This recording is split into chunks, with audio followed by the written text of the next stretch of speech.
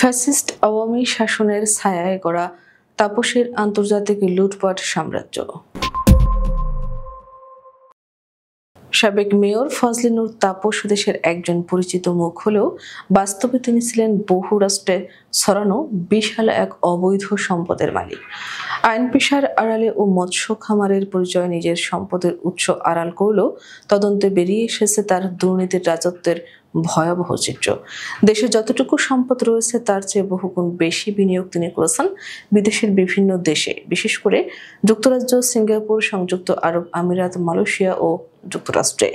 সূত্রে জানা যায় 2013 সাল থেকে 2024 সালের মধ্যে তার নামে থাকা 27টি ব্যাংক অ্যাকাউন্টে জমা হয় প্রায় 304 কোটি টাকা, যেটি তার প্রকৃত আয়ের সঙ্গে একেবারেই বেমানান। একই সময় তিনি তুলেছেন প্রায় 235 কোটি টাকা। শুধু তাই নয়, ডলারেও করেছেন লক্ষ লক্ষ টাকার লেনদেন।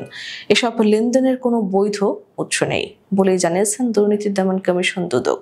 তার স্ত্রী আফরিন তাপসের নামও একাধিক ব্যাংক অ্যাকাউন্টে রয়েছে কোটি কোটি টাকার অস্বাভাবিক লেনদেন। সিঙ্গাপুরে তাপসের রয়েছে একাধিক ফ্ল্যাট ও ব্যবসা। All real estate Singapore, hospitals limited এবং এভিয়েশন সিঙ্গাপুর নামের 3টি কোম্পানিতে তার বিনিয়োগ রয়েছে প্রায় 167 কোটি টাকা। শুধু অর্চার্ড রোডে 2টি বিলাসবহুল অ্যাপার্টমেন্ট রয়েছে তার ও তার স্ত্রীর নামে। এছাড়াও মেরিনা বে এলাকায় তিনি কিনেছেন নির্মীয়মান একটি ফ্ল্যাট।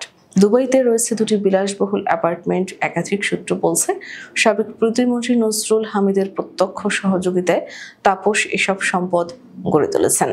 মালয়েশিয়ায় রয়েছে 2টি অ্যাপার্টমেন্ট, যেগুলো ভাড়া দিয়ে এখন আয় করছেন তিনি। লন্ডনে আইনজীবী পরিচয়ে গড়ে তুলেছেন একটি ল ফার্ম, যেখানে 8 জন আইনজীবী কাজ করেন। তাপস নিজেই এখন সেটি পরিচালনা করছেন। ইস্ট লন্ডন ও কিংস স্টোন এলাকায় রয়েছে তার বিলাসবহুল আবাসন। স্কটল্যান্ডে একটি রেস্টুরেন্টে রয়েছে বিনিয়োগ, যা পরিচালনা করছেন তার সাবেক নির্বাচনী সহকারী মিজান।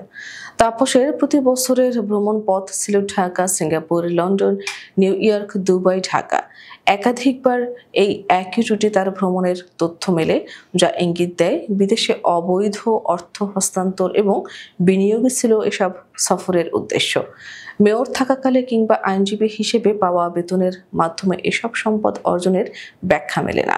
বিশেষজ্ঞদের মতে, দুর্নীতি, অনিয়ম, কমিশন ও দলীয় সুবিধার বিনিময়ে অর্জিত অর্থই বিদেশে পাচার করেছেন তাপস। দেশের অভ্যন্তরে তাকে মৎস্য ব্যবসায়ী হিসেবে দেখালেও প্রকৃত অর্থে তার সম্পদের সিংহভাগই দেশের বাইরে করে তোলা হয়েছে।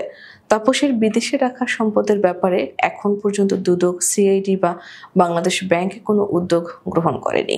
এই টাকার অঙ্ক কেবল বরফজোড়া, মূল টাকার অঙ্ক আরও অনেক বেশি। আজ তাপস বিলাসবহুল জীবনযাপন করছেন, কিন্তু দেশবাসী এখনো জানতে পারেনি এই সম্পদের উৎস কোথায়,